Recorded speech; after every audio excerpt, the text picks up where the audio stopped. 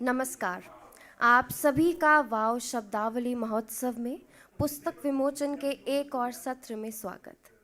ईश्वर और मनुष्य का संबंध नितांत निजी है। हर किसी का उसके ईश्वर के साथ अलग तरह का संबंध है। कई दफ़ा इस संबंध को व्यक्त करने के लिए कागज़ और कलम का सहारा भी लेना पड़ता है। इसी क्रम में एक कविता की पुस्तक है एक नया ईश्वर, जिसे एक ऐसे कलमकार ने लिखा है जिसने खाकी वर्दी में राज्य और देश के कई महकमों में महत्वपूर्ण काम किया है, जिनका नाम है तजेंद्र लूथरा जी, जो आईपीएस अधिकारी रहे हैं। तजेंद्र एक प्रोग्रेसिव शायर हैं और जानते हैं कि किसी भी सोसाइटी की तरक्की, प्रगति प्रश्न बिना सवाल बगैर मुमकिन नहीं। इस सत्र की अध्यक्षता के लिए होंगे अनिल रतूरी जी, जो स्वयं भी आईपीएस रहे हैं, उत्तराखंड के पूर्व डीजीपी रहे हैं और हिंदी और अंग्रेजी साहित्य के विशेषज्ञ हैं। भंवर एक प्रेम कहानी पुस्तक के लेखक हैं। इसी सत्र के चर्चाकर्ता में भूमिका है श्री भारती जी की, जो हिंदी के अध्यापन से जुड़ी हैं। आप सभी से गुजारिश है कि मंच पर आकर अपना स्थान ग्रहण करें। आप सभी का पुनः बहुत स्वागत।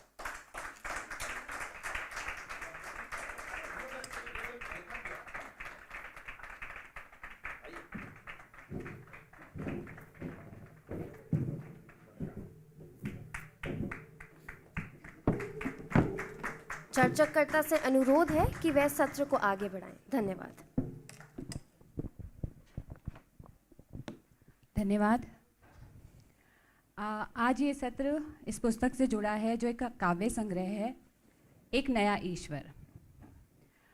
इस सत्र में मेरे साथ हैं आदरणीय अनिल रतूड़ी सर, जिनके बारे में कुछ भी कहना मेरे लिए तो सूरज को दीपक दिखाने के समान है। साथ में हैं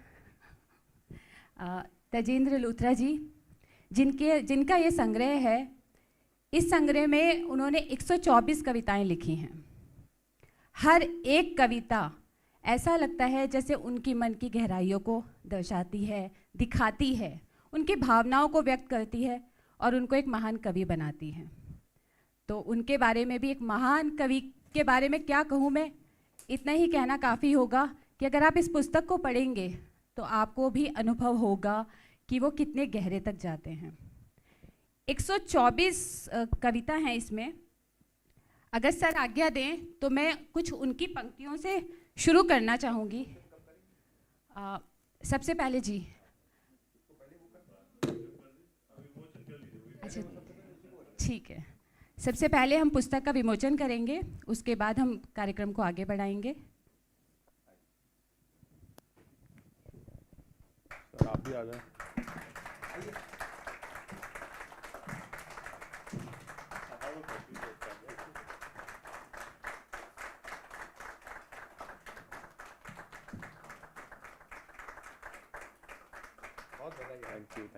थैंक यू सर।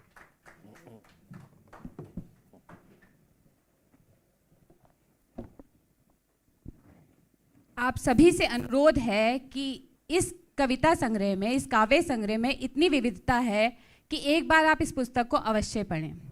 मैं सर से आज्ञा लेना चाहूँगी और इस कार्यक्रम को आगे बढ़ाना चाहूँगी। तजेंद्र सिंह जी की कविता ही से आगे बढ़ाऊँगी इस कार्यक्रम को। एक कविता जो मुझे बहुत पसंद आई, पसंद तो 124 कविता पूरी हैं, लेकिन जो मेरे दिल को छू गई वो एक कविता है इनकी, बहुत छोटी सी कविता है। एक खुशबू अनकही, एक खुशबू अनकही, एक ढीला ढाला अलसायापन, एक खुशबू अनकही, एक ढीला ढाला अलसायापन, एक नर्म खामोशी जो कभी धीरे से गले लगती है और कहती है मैं यहाँ हूँ तुम्हारे पास, और इतनी ही दूर कि गले भी लग जाऊं और तुम्हें छू भी ना पाऊं। इसी तरह की सभी कविताएं हैं इनकी जो दिल तक जाती हैं। तो मैं इस कार्यक्रम को आगे बढ़ाते हुए सर आपसे पूछना चाहूँगी कि जो आपने छोटी छोटी कविताएं लिखी हैं, आपको इसकी प्रेरणा कहाँ से मिली? छोटी कविताएं जो हैं उनको लिखना बहुत मुश्किल होता है। और हेलो, आवाज़ आ रही? छोटी कविताओं को लिखना बहुत मुश्किल होता है क्योंकि 4, 5, 6 पंक्तियों में आपको पूरी कविता का जो सार है उसमें गढ़ना होता है। गागर में जैसे सागर भरनी होती है उस तरह का काम करना होता है। लेकिन मैंने अपनी जो कविता की यात्रा है उसमें ये महसूस किया कि कविता का जो विस्तार है ना वो अनावश्यक नहीं होना चाहिए। जैसे कहते हैं ना कि कविता का जो शरीर है उसकी आत्मा से बड़ा नहीं होना चाहिए। अगर शरीर बड़ा होगा, आत्मा छोटी होगी तो आत्मा उसमें भटकती रहेगी और शरीर भी ऐसे लगेगा जैसे लुंज पुंज है। तो इसलिए कविता का जो बहुत ज़्यादा मैं विस्तार करना नहीं चाहता हूँ। ये एक अपनी यात्रा में मैंने सीखा है। इसलिए जब कविता पूरी हो जाती है, मुझे लगता है पूरी हो गई है, तो मैं फिर उसमें उसके विस्तार के मोह में नहीं जाता। एक पॉल वेलेरी थे, बहुत बड़े राइटर थे। 12 times he was nominated for Nobel literature. तो उनका एक बड़ा मशहूर कोट है। वो कहते थे कि a poem is never finished, a poem is never finished, only abandoned. यानी उसको बीच मंझधार में कहीं ना कहीं छोड़ देना पड़ता है। और वो जो हिम्मत है, वो जो रिस्क टेकिंग कैपेसिटी है, वो एक कवि के पास होनी चाहिए कि बस अब हो गया। और अगर वो रिस्क टेकिंग कैपेसिटी आप में नहीं है और आप विस्तार के मोह में ज़्यादा पड़ गए, तो फिर जब पाठक के सामने वो कविता जाती है तो वो अपना जो आकर्षण है वो खो देती है। बहुत बढ़िया सर। सर मैं इस किताब के शीर्षक के बारे में बात करना चाहूँगी, एक नया ईश्वर। क्या इस शीर्षक के पीछे कोई खास वजह है? देखिए, ऐसा है कि मेरा शुरू से ये मानना रहा कि मैं शीर्षक वो रखूं जो मेरी किसी न किसी कविता का शीर्षक हो। पहले मेरा संग्रह आया 80 घाट का बांसुरी वाला, तो वो भी एक कविता थी। तो जो पोएम मुझे लीड पोएम लगती है तो मैं उसका शीर्षक संग्रह के लिए भी चुरा लेता हूँ। तो यहाँ पर इस संग्रह में 5-6 लीड पोएम्स थी, तो विचार किया गया कि कौन सा शीर्षक जो है वो किताब का शीर्षक भी रखा जाए। तो जब भी ये बात सामने आई कि एक नया ईश्वर, तो इस शीर्षक ने लोगों को चौंका दिया। सबने कहा अरे ये तो बड़ा नया और अच्छा और अद्भुत सा शीर्षक है, तो लोग इसको अगर पढ़ेंगे तो उनकी क्यूरियोसिटी बढ़ेगी कि भाई ये नया ईश्वर कौन है। तो इसलिए फिर इसको रखा। कविता है, बेसिकली ये कविता है, एक नया ईश्वर। बहुत अच्छे लुत्रा साहब, आपने बहुत सुंदर एक काव्य संग्रह आज यहाँ सबके समक्ष रखा है।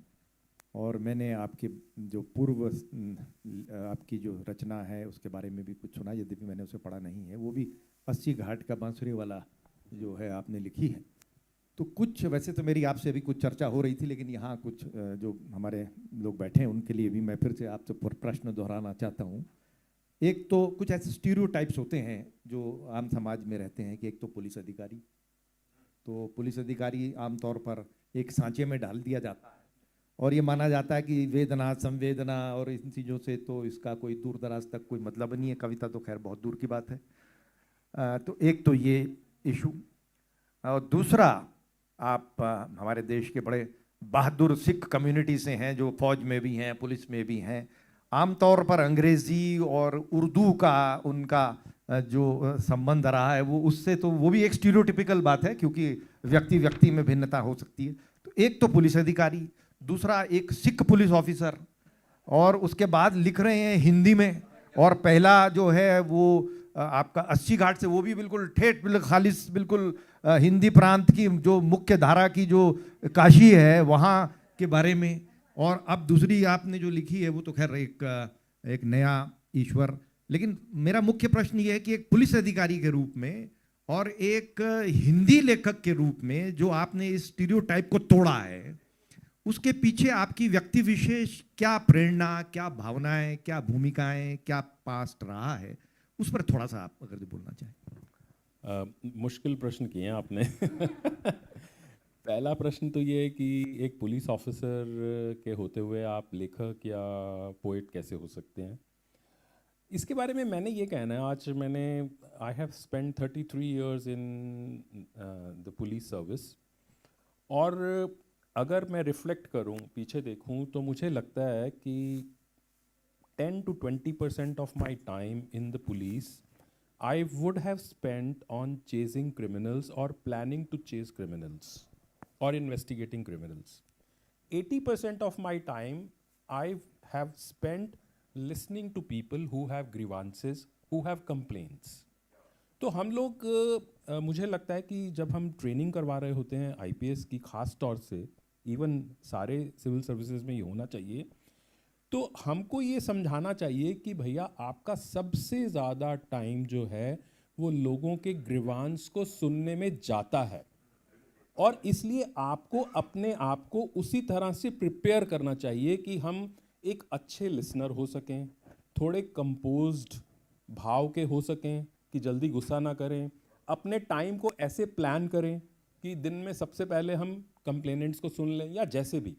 तो इन सारी चीज़ों के ऊपर एक स्पेशल, मैं समझता हूँ, एक मॉड्यूल होना चाहिए, क्योंकि पुलिस में जब 70-80% टाइम आपका कंप्लेनेंट्स को, उनके ग्रीवांसेस को सुनने में जाता है, तो फिर आपके पास, आपको ये भी मालूम होना चाहिए कि how I can be more empathetic, how I can be more compassionate to people who are coming to me. हो सकता है मैं उनका काम ना कर पाऊँ, लेकिन कम से कम मैं अच्छे से उनकी बात सुन लूँ और उनको ये कह दूँ कि देखिए, अब जैसे एक छोटा सा एग्जाम्पल मैं आपको देता हूँ। किसी की लड़की है, मान लीजिए वो 22-23 साल की है, वो घर से चली जाती है। बच्चे होते हैं, अपनी किस्म के होते हैं, आजकल मॉडर्न ज़माना है। अब उसका फादर पुलिस स्टेशन में आता है कि जी मेरी बच्ची 3 दिन से घर नहीं आई, और हमारा जो वहाँ पर बंदा बैठा हुआ है, मान लीजिए वो उसको ये पहले ही वो पूछता है, क्योंकि ही इज़ अ प्रोफेशनल, कि भैया ये बताओ कितने साल की है, तो वो बोलेगा 22 साल की। तो बस जैसे ही उसने सुना 22 साल की है, अडल्ट है, अपने मन से जा सकती है, वो कहता है, वो बस अब एकदम से अपनी वो बंद कर लेगा, नहीं भैया हम तो कुछ नहीं कर सकते आपके लिए, आप जाइए। अगर उसने ज़्यादा इंसिस्ट किया तो फिर वो भी आगे से बोलेगा, बच्चों को संभालते नहीं हो, आपको मालूम नहीं है, बॉयफ्रेंड के साथ गई होगी, जाओ देखो। अब जिसकी बेटी गई है 3 दिन से घर से, आप उसको ये बोलना शुरू कर दो कि बॉयफ्रेंड के साथ गई हो गई, तुम संभालते नहीं हो। हाँ, तो ये भी एक ट्रेनिंग का पार्ट होना चाहिए कि ठीक है, उसको एक जवाब ये भी दिया जा सकता है कि भैया कोई बात नहीं, चिंता मत करो, बैठो, पानी पिलाओ इनको। देखो भाई साहब, बेटी तो आपकी 22 साल की है, एडल्ट है, तो कानून के हिसाब से तो बहुत कुछ ज़्यादा हम कर नहीं पाएंगे, लेकिन फिर भी आपकी पूरी मदद जो भी हो सकती है वो करवा देते हैं। बताइए, आपका कोई फ़ोन नंबर है, कोई मोबाइल है, उससे उसकी लोकेशन चेक करवा लेते हैं, कोई क्रेडिट कार्ड उसने यूज़ किया है वो पता चल जाएगा, कौन से एटीएम से, वगैरह वगैरह। मतलब एक उसको भरोसा दे सकते हैं, उसको दिलासा दे सकते हैं। तो दोनों अप्रोचेज़ में बड़ा फ़र्क है।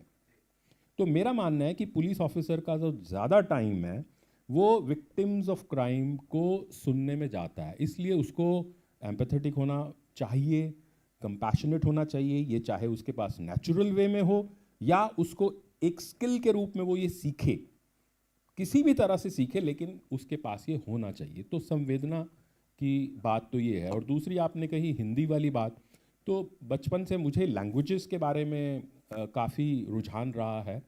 उर्दू की स्क्रिप्ट मैं नहीं लिख सकता हूँ, लेकिन ज़बान से मैं पूरी तरह वाकिफ़ हूँ। अंग्रेज़ी तो पढ़नी पड़ती है इस देश में आके। इस देश में अगर आप आ गए और आपने अंग्रेज़ी नहीं पढ़ी तो आप कहीं के नहीं रहेंगे। तो और हिंदी मुझे इसलिए अच्छी लगी क्योंकि जब मैं हिंदी पढ़ रहा था तो हमारे जो टीचर थे कौशिक साहब, समहाउ मैं उनका फेवरेट हो गया।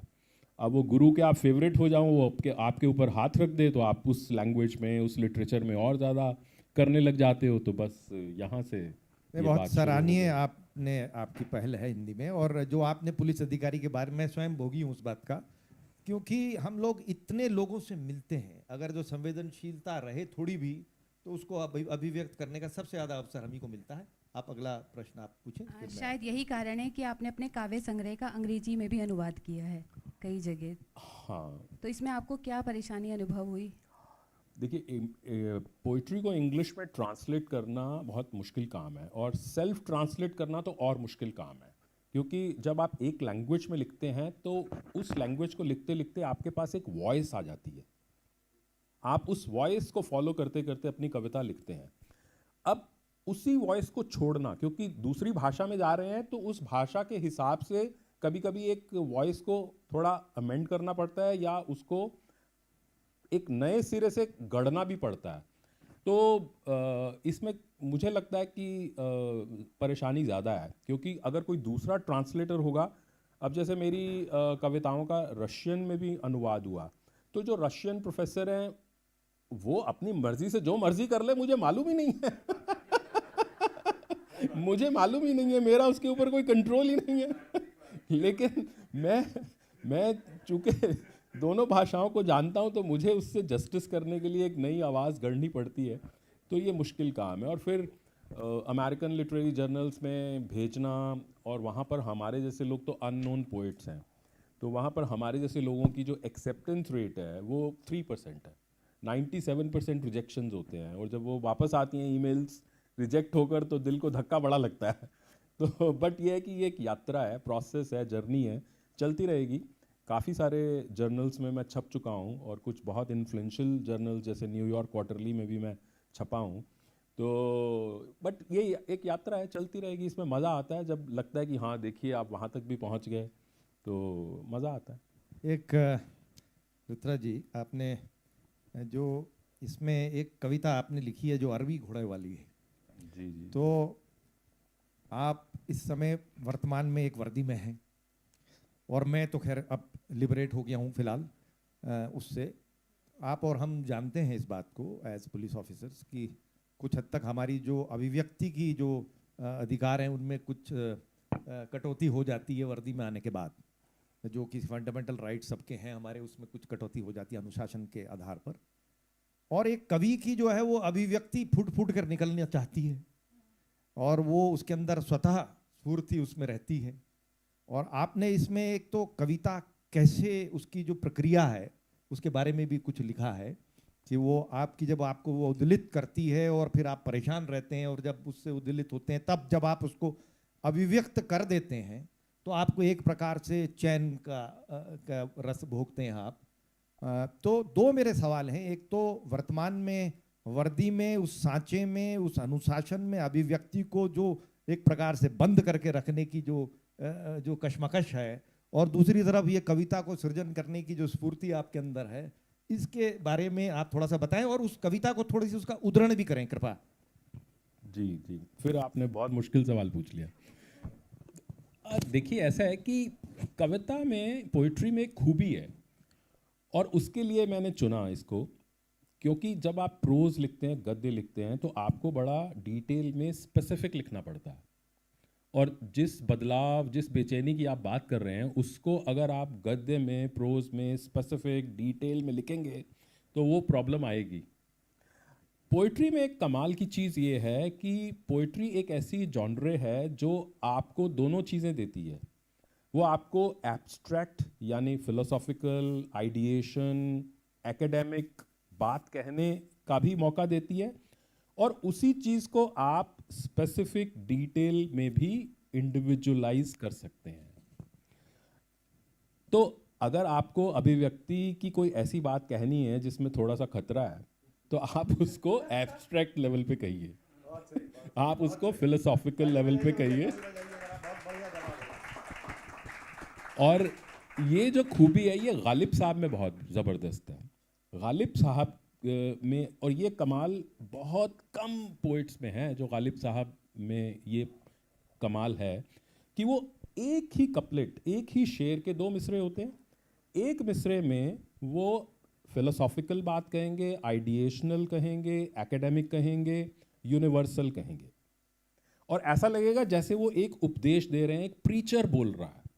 और दूसरे मिसरे में वो उसी बात को इंडिविजुअलाइज कर देंगे, स्पेसिफिक कर देंगे, अपने से जोड़ लेंगे। जैसे मैं आपको एक शेर सुनाता हूँ उनका। रंज से खूंगर हुआ इंसान तो मिट जाता है रंज। अब एक मिसरा है ये, रंज से खूंगर हुआ इंसान तो मिट जाता है रंज। रंज यानी दुख। जब आदमी दुख से भर जाता है, रंज से खूंगर हुआ, खूनम खून हो जाता है जब रंज से, दुख से, रंज से खूंगर हुआ इंसान तो मिट जाता है रंज। तो फिर दुख रहता ही नहीं, क्योंकि इतने दुख आ गए कि अब दुख रहा ही नहीं। अब ये बड़ी यूनिवर्सल बात है। अब ये जो है एब्स्ट्रैक्ट है, फिलोसॉफिकल है, आइडिएशनल है। इसमें कहीं ना वो किसी की बात कर रहे हैं, ना अपनी कर रहे हैं, ना किसी और की कर रहे हैं। और इसी का जो दूसरा मिसरा है उसमें वो कंप्लीटली इंडिविजुअल हो जाते हैं। रंज से खूंगर हुआ इंसान तो मिट जाता है रंज, मुश्किलें मुझ पर पड़ी इतनी कि आसान हो गई। तो ये जो कविता में खूबी है ना, वो ये है कि आप जब चाहें एब्स्ट्रैक्ट हो जाएं, फिलोसॉफिकल हो जाएं, और जब चाहें उसको इंडिविजुअलाइज कर लें। आप एक जगह फर्श पे हैं, दूसरे समय आप अर्श पे हैं। तो ये जो खूबी है, एक जगह आप इंडिविजुअल हैं, दूसरी जगह आप यूनिवर्सल हैं, पर ये हर एक में नहीं होती। ये इसके लिए गालिब बनना पड़ता है। तो तो मैं जब भी उनको पढ़ता हूँ तो बड़ा मज़ा आता है उनके इस तरह के शेरों को पढ़ के। तो वही है कि मैं भी कोशिश करता हूँ कि जब कोई उस तरह की बात करनी हो तो उसको एब्स्ट्रैक्ट लेवल पे, फिलोसॉफिकल लेवल पे। जी जी, मैं आपको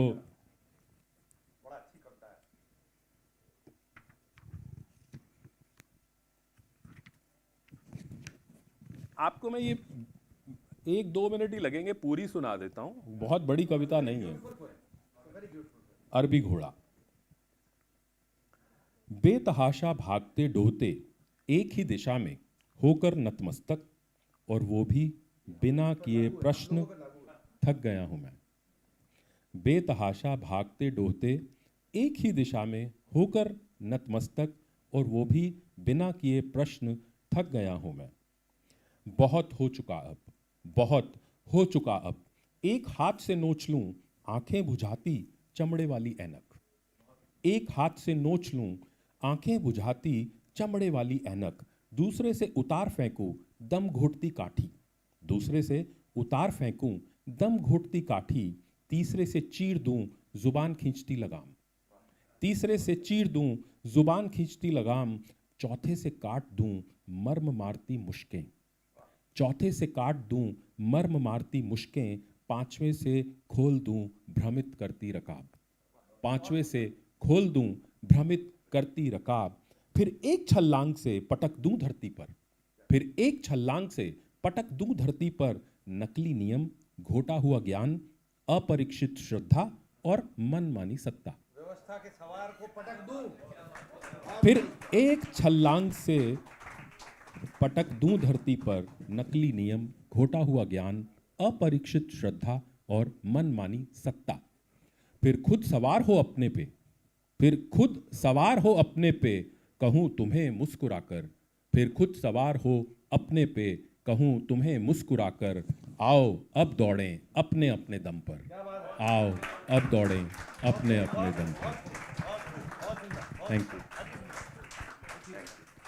जो दुख की अनुभूति आपने अपने शब्दों में अभी व्यक्त की है, शायद इसी वजह से आपके काव्य में 4 शीर्षक मैं देख पा रही हूँ। मैं और मेरा दुख, दुख फिर आ गया, दुख से दूरी, दुख जानता है सब। यही कारण है कि दुख इसमें ज़्यादा दिखाई पड़ता है। वो कभी कभी एक समय होता है। तो एक समय था, 2014 की बात है, ये बहुत पुरानी कविताएं हैं, 2014 की बात है। तो वो एक समय ऐसा था, महीना 2 महीना मैं बहुत एक अलग तरह के गम दुख वाले मूड में था। तो लगातार दुख से जुड़ी हुई 4-5 कविताएं लिखी गई। तो वो एक सीक्वल बन गया। पहले एक कविता, फिर दूसरी, फिर तीसरी, फिर चौथी। तो जी उन दिनों कुछ ऐसा ही मन था। अनिल सर, मैं आपसे पूछना चाहूँगी, गुलजार साहब ने इसकी भूमिका में लिखा है कि ये प्रश्न उठाती नज़में हैं। आप क्या सोचते हैं इस बारे में? मैं एक तो उसमें ये भी लिखा है उन्होंने कि कवि जो है, लेखक जो है, वो प्रोग्रेसिव है। जी, प्रोग्रेसिव है। तो प्रोग्रेसिव के बहुत सारे अर्थ निकाले जा सकते हैं। कुछ उसमें लेफ्ट वाले असर भी हैं और एक उसका कनोटेशन भी है। तो मैं ये कहूँगा कि स्वयं लेखक बताएं कि गुलजार साहब जो उनको कह रहे हैं, जो उन पर तकमा लगा रहे हैं, वो कहाँ तक सही है। आप लगातार मुश्किल सवाल किए जा रहे हैं। एक तरफ से आसान आ रहे सर, एक तरफ से मुश्किल, बराबर। एक बार क्या हुआ, बहुत साल पुरानी बात है, मैं डीसीपी क्राइम था। तो एक कोई कॉन्फ्रेंस हो रही थी, तो उसमें मुझे मेरे सीनियर्स थे, उन्होंने बोला कि आप चले जाइए और एक प्रेजेंटेशन दीजिए। मॉडर्नाइजेशन पे प्रेजेंटेशन देना था। आपने प्रोग्रेसिव की बात कही तो मैं मॉडर्नाइजेशन पे आ रहा हूँ। तो मैं कुछ ऐसी चीज़ें वहाँ पर जब एक प्रेजेंटेशन पहले तो मैंने अपने सीनियर्स को दिखाया, तो वो बोले यार तुम बड़ा ये डिफरेंट सी चीज़ बना के लाया हो, मैं तो सोच रहा था तुम कहोगे कि ये टेक्नोलॉजी और ये टेक्नोलॉजी और इसको यहाँ कर दें और ऐसे कर दें।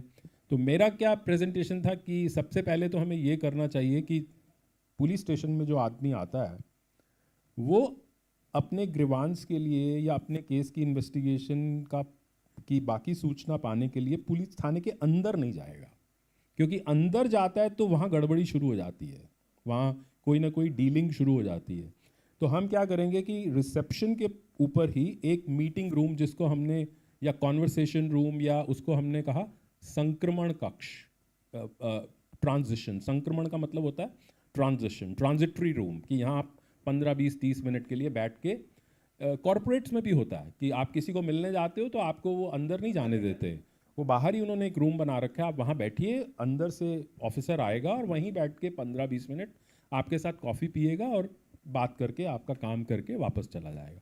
तो मैंने कहा हम ये बनाएंगे। तो बोले हाँ बात, मैंने कहा sir anything which removes any kind of bottleneck, anything which removes any kind of hurdle और opaqueness in our system is modern, is progressive। ये मतलब नहीं है प्रोग्रेसिव होने का या मॉडर्न होने का कि हम आर्टिफिशियल इंटेलिजेंस बेस्ड टेक्नोलॉजी लाएंगे हम तभी मॉडर्न होंगे। हमें अपने जो रोज़ के काम हैं उसमें जो ऑब्स्टेकल्स हैं, हर्डल्स हैं, ओपेकनेस है, अगर हम उसको सीधे साधे ढंग से भी दूर कर सकते हैं तो हम मॉडर्न हैं, हम प्रोग्रेसिव हैं। बहुत सही, बहुत सही। बस एक आखिरी प्रश्न है, ताकि फिर उसके बाद शायद समय सीमा आ रही है और फिर कुछ प्रश्न शायद हमारे यहाँ जो देवी सज्जन बैठे हैं। एक ये आपने कविता लिखी है जो कच्चे पक्के दोस्त, इसमें जो किस्म किस्म के लोग हैं,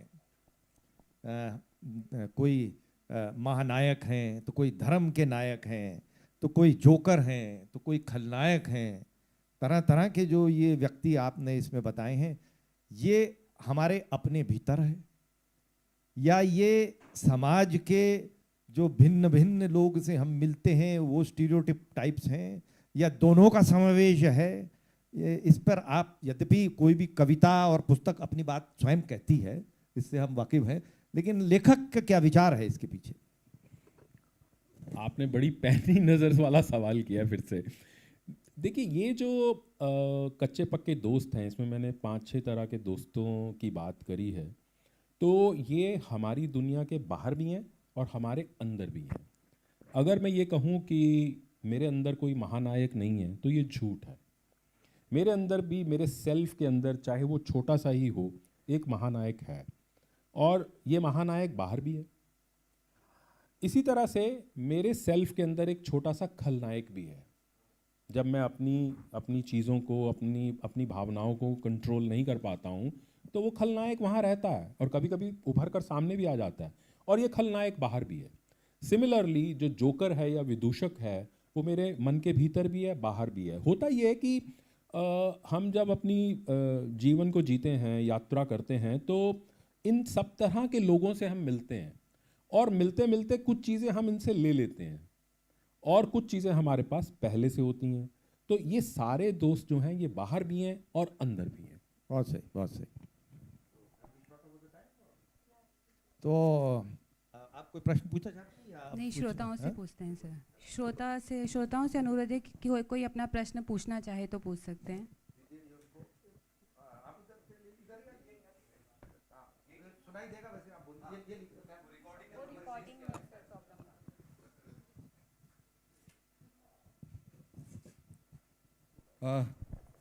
तेजन सर, मैं पहले तो आपको इस बात के लिए शुभकामनाएं देता हूं, मुझे माफ़ कीजिएगा मेरे कमेंट के लिए, कि मैंने बहुत दिनों बाद कोई ऐसे सिख सज्जन और पंजाबी देखे हैं जिनके हिंदी के उच्चारण इतने स्पष्ट हैं थैंक यू। कि किसी भी ध्वनि को इधर से उधर आप नहीं करते हैं। तो वो आपने बताया कि चूँकि उर्दू के जानकार आप नहीं, मैंने पहले माफ़ी मांगी मैम रतौड़ी मैम की ये मेरा हाँ जी जी जी जी और इसमें प्रशंसा निहित है, मतलब मुझे खुशी है।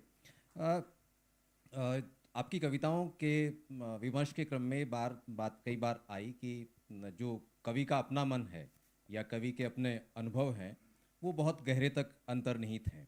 ये एक पहली स्थिति हुई। फिर दूसरी स्थिति ये है कि लेकिन जब मैं पढ़ता हूँ तो मुझे कई कविताएं ऐसी लगी कि अरे यार ये तो मेरा साझा दुख है, मेरा साझा कष्ट है। तो उस साधारणीकरण की जो प्रक्रिया है या इम्पोजिशन, साधारणीकरण से भी आगे की अवस्था, या आत्म एकीकरण की जो प्रक्रिया है, ये स्वतः घटित होती है या आपको लगता है कि नहीं जब मैं कह रहा हूँ तो ये फलक बड़ा होना चाहिए? ये इस पे मैं आपकी तरफ से कमेंट चाहता हूँ। बिल्कुल, बहुत ही अच्छा क्वेश्चन किया आपने। मेरा मानना है कवि के रूप में कि कवि का फलक बड़ा होना चाहिए। हमारी जो कविता है वो एक नैरो बैंड में नहीं होनी चाहिए, क्योंकि अगर कविता नैरो बैंड में होगी तो इसका मतलब यह है कि मैं अपने मन की बातें तो कर रहा हूँ, अपनी इंडिविजुअलाइज बातें तो कर रहा हूँ, अपने अनुभव को साझा कर रहा हूँ, लेकिन पढ़ने वाले को क्या? पढ़ने वाला मेरा अनुभव क्यों पढ़ेगा? मुझे अपने कविता के फलक को इतना बड़ा बनाना है कि वो माइन्यूटली कंटेम्प्रेरी कविता ना रहे। अब आप देखिए ना, कबीर साहब को हम 400 साल बाद भी पढ़ रहे हैं। क्यों पढ़ रहे हैं? तुलसीदास को आज भी हिंदी साहित्य का सबसे बड़ा कवि माना जाता है। वो क्यों माना जाता है? क्योंकि उनकी कविता का जो फलक है वो इतना विस्तृत है कि आज भी हम उनको जब पढ़ते हैं तो उनको महाकवि कहते हैं, चाहे वो तुलसी हो चाहे वो कबीर हो। तो अपनी कविता को कंटेम्प्रेरी बनाने में एक लालच तो है। आज मान लीजिए कोई घटना होती है, उसको मैं दो तरीके से डील कर सकता हूँ। मान लीजिए यहाँ पर ये घटना हुई जिसमें ये जो केव वाला सिल्क यारा वाला, तो इसको डील करने के दो तरीके हैं कवि के पास। एक तो यह है कि उसको कंप्लीटली कंटेम्पराइज कर दे कि वो कहाँ हुई थी, कब हुई थी, उसमें कौन कौन थे, ठीक है।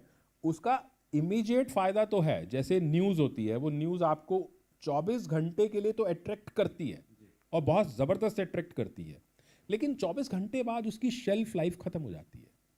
तो कविता की जो शेल्फ लाइफ है वो 24 घंटे या 24 दिन नहीं रहनी चाहिए। उसकी जो शेल्फ लाइफ है वो कम से कम 200 साल रहनी चाहिए। इसीलिए आप, जैसे मैंने गालिब साहब का उदाहरण दिया था कि वो एब्स्ट्रैक्ट भी है, फिलोसॉफिकल भी है और इंडिविजुअलाइज्ड भी है। तो आपका जो कविता है, कर्म है, वो इसको कहते हैं स्वांत सुखाए, यानी कि मेरे लिए जो मुझे अच्छा लग रहा है, स्वांत सुखाए। स्वांत यानी कि मुझे, और सुखाए जो मुझे अच्छा लग रहा है। एक होता है स्वांत सुखाए और दूसरा होता है बहुजन हिताय, कि जो बाकी सब लोगों के हित की बात कर सके। तो कविता में ये दोनों गुण होने चाहिए। अगर सिर्फ वो मैं अपने मन की बात करूंगा तो दूसरा आदमी क्यों पढ़ेगा? अब हम इस कार्यक्रम के समापन की ओर हैं, तो मैं सर आपसे अनुरोध करूंगी कि आप 4 पंक्तियां अपनी पसंद की कोई कविता अगर सुना देते तो।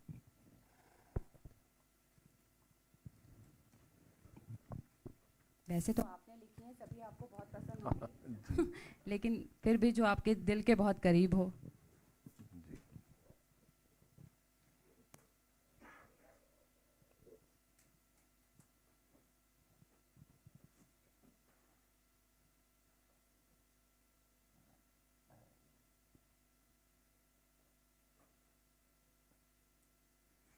एक ऐसी कविता आपको सुनाता हूँ संजीव सर, जिसको सुनकर आप समझ जाएंगे कि कॉन्टेक्स्ट कहाँ है।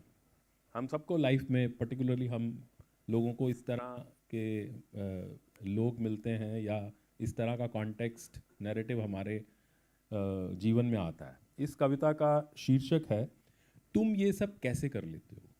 तुम ये सब कैसे कर लेते हो। तुम ये सब कैसे कर लेते हो। तुम्हारी कोई छठी इंद्री है या होती है तुम्हें आकाशवाणी। तुम ये सब कैसे कर लेते हो। तुम्हारी कोई छठी इंद्री है या होती है तुम्हें आकाशवाणी। तुम कैसे खड़े होते हो 2 पांवों के बीच सीमा रेखा लेकर। तुम कैसे खड़े होते हो 2 पांवों के बीच सीमा रेखा लेकर। तुम कैसे जान लेते हो पाला कौन सा भारी है। तुम कैसे जान लेते हो पाला कौन सा भारी है। तुम बातों बातों में कैसे कर लेते हो व्यंग। तुम बातों बातों में कैसे कर लेते हो व्यंग, तुम कैसे जीतते हो मेरा विश्वास, जबकि अपना तो तुम अविश्वास भी नहीं बांटते। तुम बातों बातों में कैसे कर लेते हो व्यंग, कैसे तुम बातों बातों में कैसे कर लेते हो व्यंग, तुम कैसे जीतते हो मेरा विश्वास, जबकि अपना तो तुम अविश्वास भी नहीं बांटते। तुम्हारे दोनों हाथ मुस्कुरा रहे होते हैं जब लगते हो गले, तुम्हारे दोनों हाथ मुस्कुरा रहे होते हैं जब लगते हो गले, फिर कैसे भुक जाता है तुम्हारी सांसों का जहर मेरी पीठ में, फिर कैसे भुक जाता है तुम्हारी सांसों का जहर मेरी भीट में। तुम कैसे सूंघ लेते हो गांव धर्म और जाति की बू, तुम कैसे सूंघ लेते हो गांव धर्म और जाति की बू, और इकट्ठी कर लेते हो भेड़ियों की भीड़, और इकट्ठी कर लेते हो भेड़ियों की भीड़। तुम्हारी आंखें ही ऐसी हैं या तुम नजर गड़ाए रहते हो, तुम्हारी आंखें ही ऐसी हैं या तुम नजर गड़ाए रहते हो, ये तुम्हारी मुद्रा है या तुम घात लगाए रहते हो, ये तुम्हारी मुद्रा है या तुम घात लगाए रहते हो। बर्फ दिली और दिमागी तपिश को तुम कैसे बांट देते हो, बर्फ दिली और दिमागी तपिश को तुम कैसे बांट देते हो, कैसे संतुलित करते हो कि मैं मरूं तो नहीं पर सिर भी ना उठा सकूं, कैसे संतुलित करते हो कि मैं मरूं तो नहीं पर सिर भी ना उठा सकूं। तुम कैसे लटक जाते हो ठठाठस भरी बस के बित्ते भर पायदान पे, तुम कैसे लटक जाते हो ठसाठस भरी बस के बित्ते से पायदान पे, बशर्ते उस पर विजय पताका फहरा रही हो, बशर्ते उस पर विजय पताका फहरा रही हो।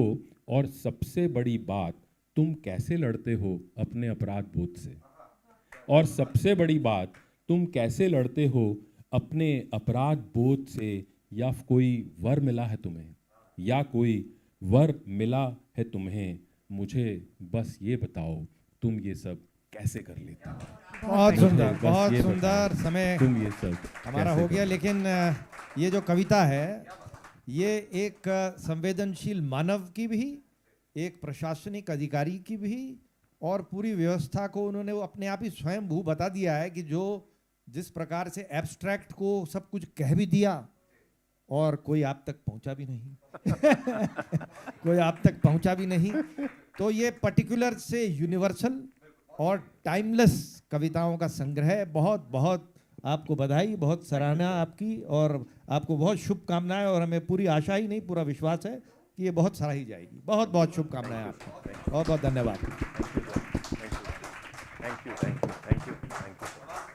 जोरदार तालियां तजिंदर सर के लिए। इस सत्र के अध्यक्ष कवि महोदय और चर्चाकर्ता के लिए बहुत शुक्रिया। मैं सुशील उपाध्याय सर जी को अनुरोध करूंगी कि पैनलिस्ट को वैल्यू ऑफ वर्ड्स की तरफ से सम्मानित करें।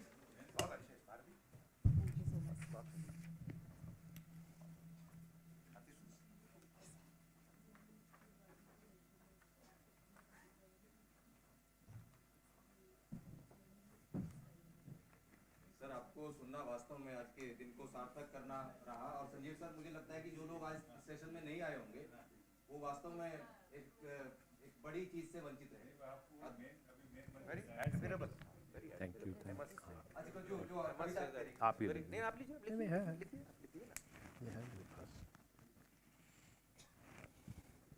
सर, ये टोकन ऑफ लव है सर। जी। अभी कर देता हूँ। Thank you sir, thank you so much. आपको बहुत शुभकामनाएं। Thank you sir. और लिखते रहिए। Thank you. पुलिस अधिकारी जो समय आज के समय में है, कभी टाइमलेस है। Thank you sir, thank you sir, thank you. और सर, मेरा सौभाग्य है कि दो इतने वरिष्ठ पुलिस अधिकारियों को साहित्य की धरती पर पैर जमाते देखना तो मेरे लिए मतलब ईर्ष्या की वजह भी है और खुशी की वजह भी है। बहुत धन्यवाद सर।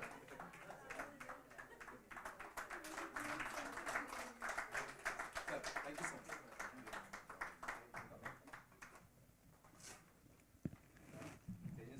जी जी जी, मैं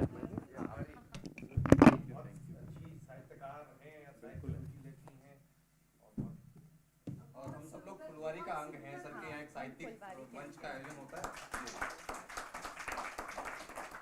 बहुत ही धन्यवाद। Thank you sir. हम आशा करते हैं कि आप वैल्यू ऑफ वर्ड्स के रिसेप्शन डेस्क पर अपना रजिस्ट्रेशन करा चुके हैं। रजिस्ट्रेशन कराने वाले सभी व्यक्ति हर दिन होने वाले लकी ड्रॉ के लिए योग्य हैं। मुमकिन है कि पुरस्कार के रूप में आपको अपनी पसंदीदा पुस्तक प्राप्त हो। कृपया निःशुल्क कॉफ़ी और सेब का लुत्फ़ उठाएं। और आखिर में, अगर आप वैल्यू ऑफ वर्ड्स के फेस्टिवल को कंट्रीब्यूट करना चाहते हैं तो किसी भी लोकेशन पर लगे हुए स्कैन कोड को ज़रूर से स्कैन करें। जितनी भी डोनेशंस हैं वो एलिजिबल हैं और एक्नॉलेज्ड हैं। धन्यवाद।